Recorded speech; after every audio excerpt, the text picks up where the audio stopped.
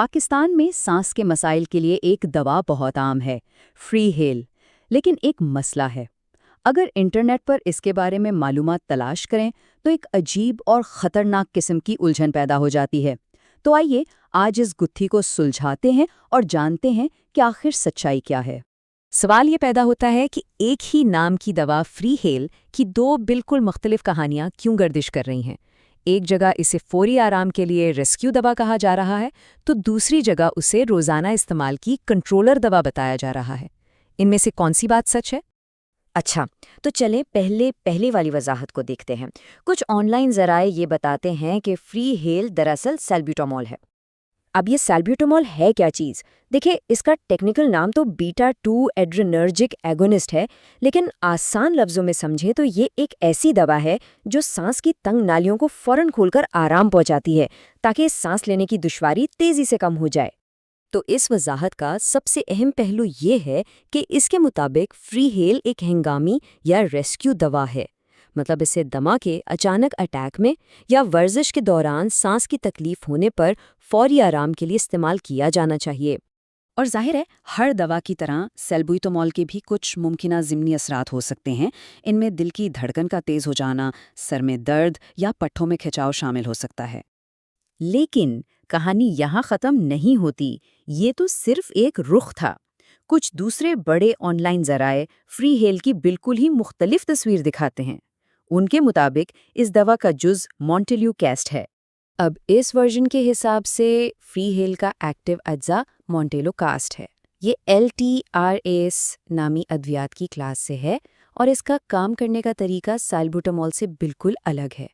یہ فوری آرام دینے کے بجائے سانس کی نالیوں میں سوزش پیدا کرنے والے کیمیکلز کو روک کر بیماری کو کنٹرول کرنے میں مدد دیتی ہے۔ تو سب سے اہم نقطہ یہاں سمجھنے والا یہ ہے کہ مونٹیلو کاسٹ ایک کنٹرولر دوا ہے، ریسکیو دوا نہیں۔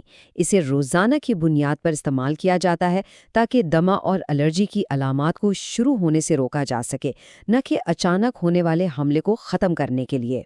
اور جب دوا الگ ہے تو ظاہر ہے اس کے ضمنی اثرات بھی سیلبیوٹامول والے ورژن سے مختلف ہیں، جیسے کہ پیٹ میں درد، بے چینی اور کچھ بہت ہی سنگین کیسز میں ایک شدید الرجک ری ایکشن بھی ہو سکتا ہے جسے اینافیلیکسس کہتے ہیں۔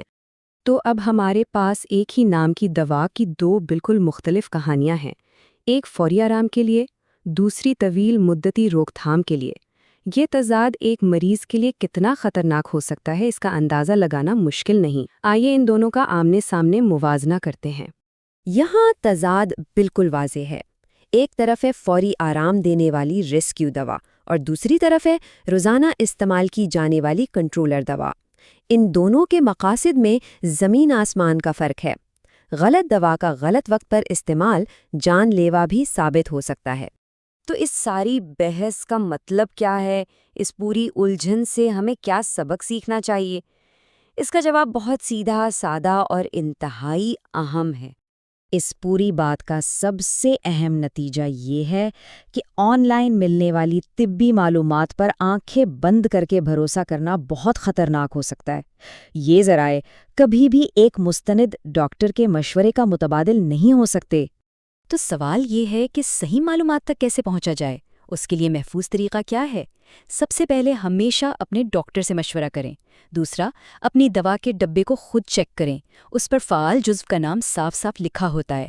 اور تیسرا، آپ کا فارماسسٹ بھی اس بارے میں بہترین رہنمائی کر سکتا ہے۔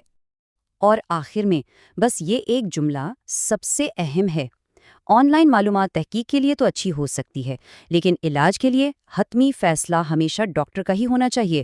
اپنی صحت کے معاملے میں کوئی خطرہ مول نہیں لینا چاہیے۔